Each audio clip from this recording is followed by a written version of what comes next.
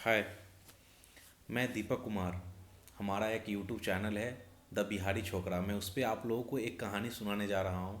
ये कहानी का शीर्षक है आंखों देखा सच नहीं होता।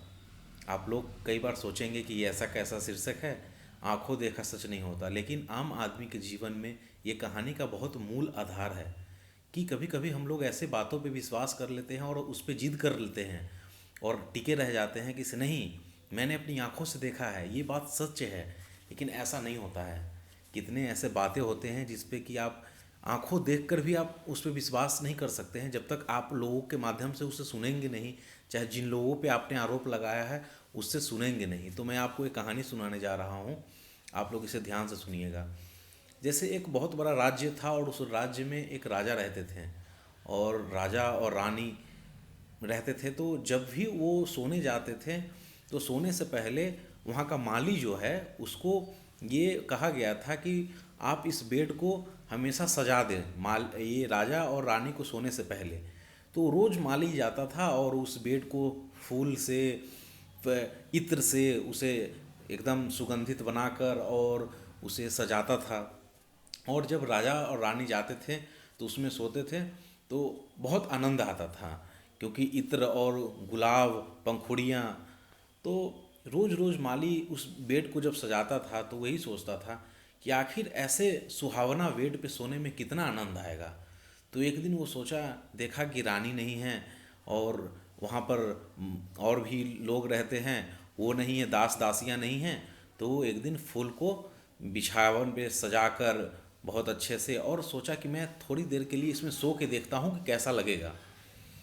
तो ऐसा हुआ कि वो सो गया। जब सोने गया तो इत्र की खुशबुएं, वो गुलाब की पंखुड़ियाँ, ऐसे गद्दीदार बिछावन, वो कभी सोया नहीं था।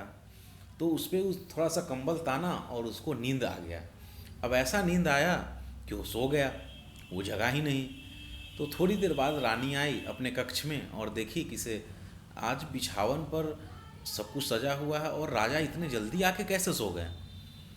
तो उन्होंने उनको ऐसा लगा कि हो सकता है राज्यसभा में ज़्यादा थकान हो गई होगी, तो इसलिए वो जल्दी थक के सो गए। तो रानी ने उन्हें जगाना सही नहीं समझा और वो माली को राजा समझ के वो जाके उनके साथ सो गई। राजा सो गए बगल में और उनके बगल में रानी सो गई। अब थोड़ी देर बाद राजा राज्यसभा करके आए तो देखे कि हमारे कक्ष में और हमारे ही बिछावन पे कौन सोया है। तो उन्होंने देखा तो माली है और उनकी अर्धांगिनी है। तो उन्होंने देखा और उन्हें सिहन गए, वो डर गए कि अरे ऐसे कैसे हो गया। तो उन्होंने अपने मंत्रीगण को बुलाया, अपने जो भी वहाँ पे गार्ड थे उनको बुलाया और बुला के बोला कि से ऐसा कैसे हो गया कि रानी जो है वो माली के संग सो गई, दोनों डर गए। अब जब रानी जगी और जब माली जगा, दोनों आपस में डर गए कि ऐसे कैसे हो गया। वो उनको देख के डर रहा है, ये उनको देख के डर रहा है। और राजा ने तुरंत ही बोला कि इन दोनों को कारावास में डाल दिया जाए, सजाए मौत मिलेगी इन्हें। और दोनों को ले गया वहाँ से दरमान और ले जाके उसको गार्ड को और रानी को, दोनों को कारागार में डाल दिया।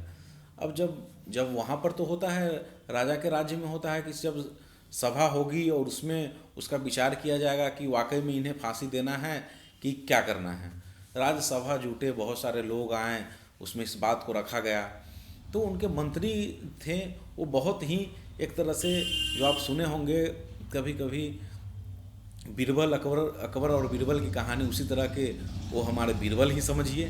तो मंत्रीगण थे, वो बोले कि से ऐसे रानी को और माली को सज़ा देना उचित नहीं होगा, उनसे बुलवाया जाए कि उन्होंने ऐसा अपराध किया क्यों।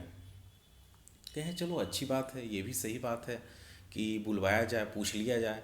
राजा सहमत नहीं हुए, लेकिन फिर भी राजा को सहमत होना पड़ा क्योंकि बहुत सारे वहाँ जनता दरबार था, लोग थे।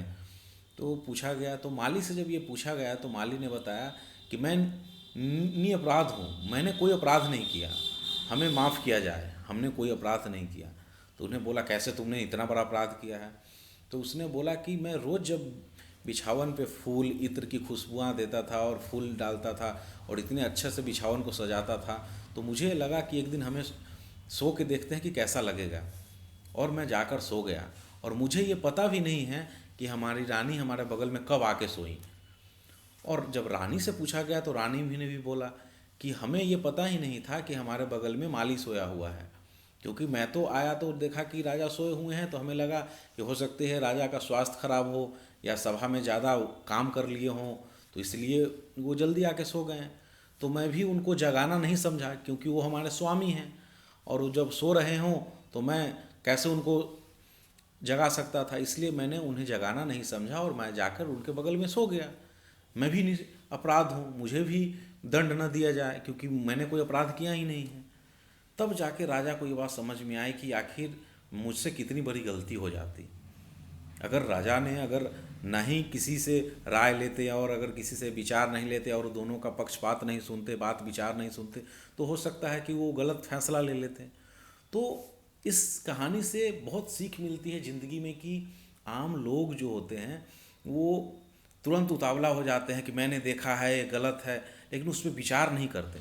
हमेशा हर कदम विचार के साथ उठाना चाहिए और जिम्मेवारी के साथ उठाना चाहिए, और कभी भी गलत फैसला नहीं लेना चाहिए। गलत फैसला तो लोग ले लेते हैं, लेकिन उसके बाद में उसकी परिणाम बहुत ही, जल्दीबाजी का फैसला एकदम गलत होता है। तो सोच समझ कर कोई फैसला ले।